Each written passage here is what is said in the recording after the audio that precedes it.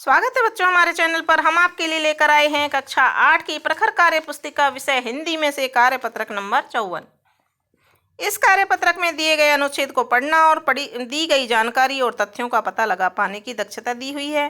दी गई कहानी को पढ़कर प्रश्नों के उत्तर दीजिए।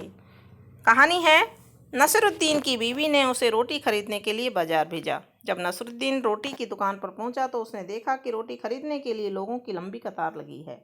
उसे समझ में आ गया कि रोटी खरीदने में उसे 1 घंटे से ज़्यादा समय लगेगा। उसने सोचा कि कतार में सबसे आगे पहुंचने की कोई तरकीब निकालनी पड़ेगी। अचानक वह जोर से चिल्लाया, अरे लोगों, तुम्हें क्या पता नहीं है, आज रात राजकुमारी की शादी है। इसी कारण से राजा महल में मुफ्त रोटी बांट रहे हैं। यह सुनकर सारी भीड़ महल की तरफ दौड़ी। भीड़ को जाते देखकर नसरुद्दीन दुकान के दरवाजे पर पहुंचा। रोटी के पैसे देने के लिए उसने जेब में हाथ डाला तो उसे अचानक ख्याल आया कि मैं भी कितना मूर्ख हूँ। सब अपने अपने हिस्से की मुफ्त की रोटी बटोरने गए हैं और मैं यहाँ पैसे देकर रोटियाँ खरीद रहा हूँ। और वह महल की ओर भागा। जब वहाँ पहुँचा तो उसे गुस्से का शिकार होना पड़ा। क्रोध से बड़ी भीड़ ने उल्लू बनाए जाने के कारण नसरुद्दीन को खूब भला बुरा कहा। तो बच्चों, इस तरह से ये कहानी थी। अब देखते हैं प्रश्न।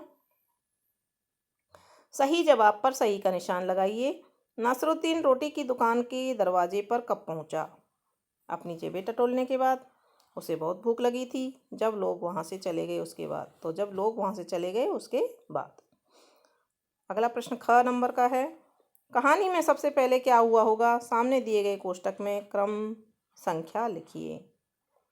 नसरुद्दीन अपने जेब में पैसे ढूंढता है। नसरुद्दीन को दुकान पर लोगों की लंबी कतार दिखती है।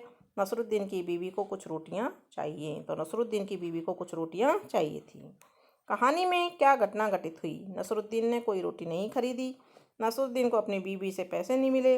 राजा अपनी बेटी की शादी की खुशी मना रहे थे। तो नसरुद्दीन ने कोई रोटी नहीं खरीदी और ऑप्शन इसमें सही होगा।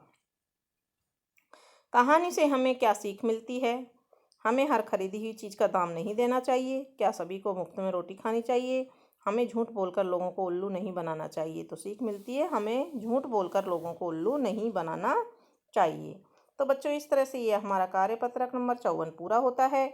आगे के कार्यपत्रक देखने के लिए जुड़े रहिए हमारे चैनल से। धन्यवाद।